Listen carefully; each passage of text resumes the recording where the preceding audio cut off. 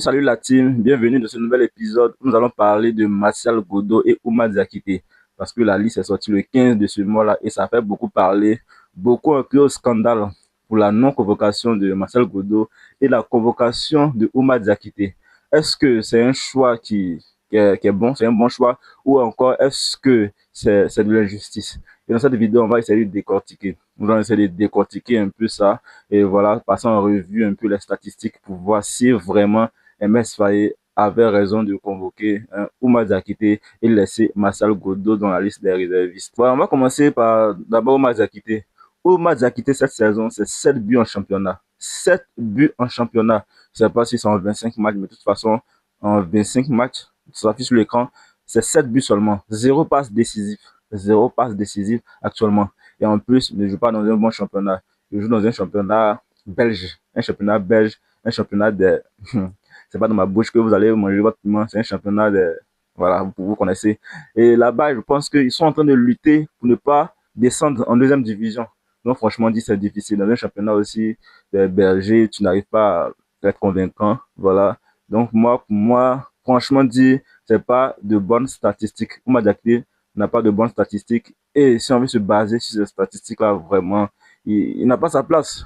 Parce que normalement, quand on appelle un joueur, normalement, selon eux, quand on appelle un joueur, c'est parce qu'il prouve au club. Mais quand tu prouves pas au club, pourquoi tu dois t'appeler? Non, c'est pas. Donc, voilà les statistiques de Oumar Diakité. Est-ce que ça vous convainc et tout? Maintenant, nous passons aux statistiques de Marcel Godo. Marcel Godo, cette saison, c'est 44 matchs joués, toutes compétitions confondues. Il a inscrit 16 buts et 5 passes D, soit un GA de 21, 16 buts, 5 passes. Il est en 11 fois en jeu. Donc, franchement, dit, Marcel Godo, il prouve un joueur qui est décisif 21 fois une saison. Franchement, dit, c'est une bonne saison. En tant qu'un professionnel, quand tu as cette statistique-là, ça prouve que tu fais une bonne saison. Et moi, je pense que Marcel Godo fait une très bonne saison. Et le fait de ne pas être convoqué, franchement, dit, c'est bizarre. C'est bizarre. Oumar Diakité, on l'a vu, hein, c'est 7 buts seulement. Marcel Godo, c'est 21 GA. Oumar Diakité, c'est 7 GA. Donc, vous voyez ici qu'il n'y a pas photo. En tout cas, quand on se concentre sur les statistiques, il n'y a pas photo. Marcel Godo est largement au-dessus de Oumar Diakité et mérite plus la sélection que Oumar Diakité. Maintenant, la question qui se pose, c'est est-ce que MS Faye prend en compte les statistiques? Parce qu'on ne sait pas, parce que nous, on ne se base seulement sur les statistiques pour crier au scandale. On s'est basé seulement sur les statistiques. On a dit que Marcel Godo est plus légitime à la sélection. On s'est basé uniquement sur les statistiques. Mais la question que j'aimerais poser ici, c'est est-ce que MS Faye se base uniquement sur les statistiques? Non. MS Faye se base sur son style de jeu. C'est lui-même qui l'a dit. Hein. Il dit que, bon, il y a une journaliste qui lui a demandé, mais pourquoi tu n'as pas appelé Seb Haller? Il dit que, bon, Sébastien Haller est un très bon joueur, mais il ne rentre pas dans son style de jeu. Donc, si je comprends, en gros, si tu es fort, tu marques 100 buts, mais tu ne rentres pas dans le style de jeu de l'entraîneur, il ne t'appellera pas. Et c'est ce qu'il a dit, c'est pas moi qui ai inventé, c'est lui-même qui l'a dit. Il dit qu'on a des excellents joueurs, mais c'est en fonction d'un style de jeu qu'on choisit les joueurs. Donc, lui, son style de jeu là, Oumar Diakité rentre dedans. Oumar Diakité rentre dans son style de jeu. Peut-être aussi parce que Oumar Diakité, on sait, lui, c'est un gars, il met l'ambiance. Voilà, il met l'ambiance. C'est pour ça qu'il appelle Oumar Diakité. C'est son style de jeu, il met l'ambiance. Bon, il ne va pas juger. Mais en tout cas aussi, il faut aussi dire que je pense que MS Faye a choisi Oumar Diakité parce que aussi, il a déjà porté le maillot ivoirien. Il a déjà la pression du maillot. C'est-à-dire qu'il a joué 2 Coupes d'Afrique avec. Il a pu gérer la pression et il maîtrise un peu le groupe. Aussi, je pourrais dire aussi que c'est parce que Oumar Diakité a, comment dire ça, peut jouer, il est polyvalent, voilà, il est polyvalent, souvent, il monte, c'est quelqu'un qui a la vigorosité, qui redescend aussi en défense, qui peut jouer un 9. Voilà, souvent, il joue 9, il peut jouer lié aussi, et je pense que peut-être que c'est pour ça, à cause de sa polyvalence, à cause de sa force, parce qu'on sait que Marcel Godo, lui, c'est un pur ailier, voilà, c'est un pur ailier. En tout cas, je ne suis pas totalement d'accord avec son choix, mais j'essaie de trouver une excuse parce que franchement dit, je sais pas sur quoi il s'est basé. Comme on l'a vu, quand on se base sur les statistiques, il n'y a pas photo. Et je pense que c'est d'autres choses qui ont poussé MS Faye à sélectionner Marcel Godo plutôt Oumar Diakité au profit de Martial Godo. Bon, c'est ce que je me dis, hein, parce que moi, je ne trouve pas d'autres alternatives, je ne trouve pas d'autres excuses pour la convocation de Martial Godo, la non-convocation plutôt de Marcel Godot. En tout cas, ce que moi j'aimerais dire ici, c'est que c'est le coach. Nous, on n'a pas de diplôme de coach.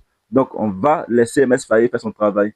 En tout cas, si ça marche, ça sera très bien. On sera tous derrière lui. On va encore crier au génie. On va dire, ah, c'est le Pep Guardiola, le meilleur entraîneur du monde.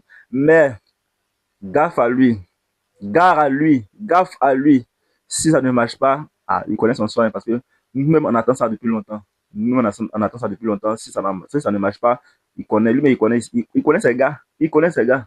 Si ça ne marche pas, il va assumer. Donc, il doit se concentrer et faire une très bonne Coupe du Monde. Une très bonne Coupe du Monde. Et aussi, j'aimerais rebondir sur Yann Diomandé. Yann Diomandé aussi, lui ont demandé, selon lui, qui pourrait gagner la Coupe du Monde, selon lui. Il a dit que l'Espagne. Bien.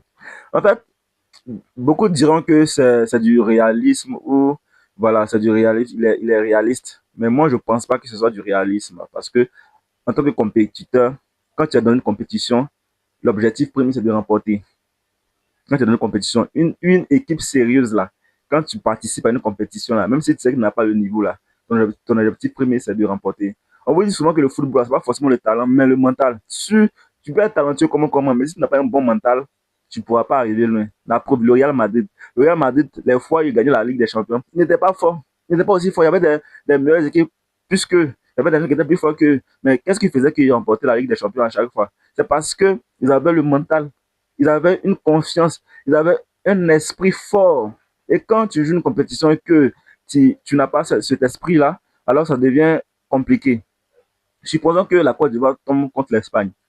Toi, dans ta tête, c'est l'Espagne qui doit remporter la Coupe du Monde. Est-ce que tu pourras jouer ce match-là avec lucidité? Non, parce que dans ta tête, c'est eux qui doivent remporter la Coupe du Monde. Donc, ça veut dire que même si on est supérieur à eux, on ne pourra pas les battre. On ne pourra pas les battre. Ça va que le talent, c'est important, mais il faut savoir aussi que le mental est plus, plus 10 fois important que, que les talents. Donc, souvent, il y a des propos, il y a des déclarations qu'il ne faut pas dire. Des déclarations qu'il ne faut pas faire parce que, franchement, dit, c'est pas bien. C'est pas bien en tant que, voilà. Moi, si la Côte d'Ivoire ne jouait pas la compétition, on peut comprendre. Mais l'Espagne, c'est ton pays, tu t'en fous de ton pays. Ton pays va pas gagner. Ça, c'est pas du réalisme. C'est de manque comment on dit ça, de communication. On communique pas comme ça. On communique pas comme ça. Tu vas jamais voir un Sénégalais dire que non, le Sénégal est dans une compétition, puis il va dire que non, c'est la Côte d'Ivoire ou bien c'est l'Espagne, mais c'est le Maroc qui a remporté. Jamais. Les Sénégalais, c'est pour ça que moi j'adore le Sénégal. Hein. Le Sénégal, ils s'amusent pas. Ils n'ont pas peur de quelque chose. Aucun complexe. Et la Côte d'Ivoire, depuis longtemps, c'est ce qui nous fatigue. On est complexé. Quand on joue contre les blancs nets, dès que la couleur de prochain net, on est mélangé. On est mélangé. À la CAN, on a joué contre des pays noirs, ça n'a pas, voilà, on n'a pas eu de problème. Mais dès qu'on est arrivé contre les Égyptiens net, la peau a changé un peu net, on est traumatisé. Donc ça, c'est pas bien. On est tous pareils, en fait. On est tous pareils. Il ne faut pas regarder la peau pour pouvoir avoir peur. Non, on est tous pareils. Eux aussi, c'est le même sang qui circule dans les veines. C'est pour ça que j'aime le Sénégal, comme je l'ai dit. Le Sénégal a battu l'Angleterre 3 buts à 1. Ils ont battu aussi la France en 2002. 1 but à 0. Ils ont battu le Brésil 4 buts à 2 et tout. En fait, c'est comme ça, en fait. Faut pas avoir peur. On est pareil tous. Et moi, je pense que si on cultive cette mentalité-là jusqu'à longtemps, on ne pourra pas remporter une Coupe du Monde. Mais si on a le mental, on n'est pas complexé, on est décomplexé par ce genre de trucs-là, on va pouvoir arriver loin. Voilà. Donc, moi, c'est un petit mot que j'aimerais dire sur ce truc-là. Et voilà, c'est tout pour cette vidéo. On se retrouvera dans une autre vidéo pour parler d'un autre match. Ciao.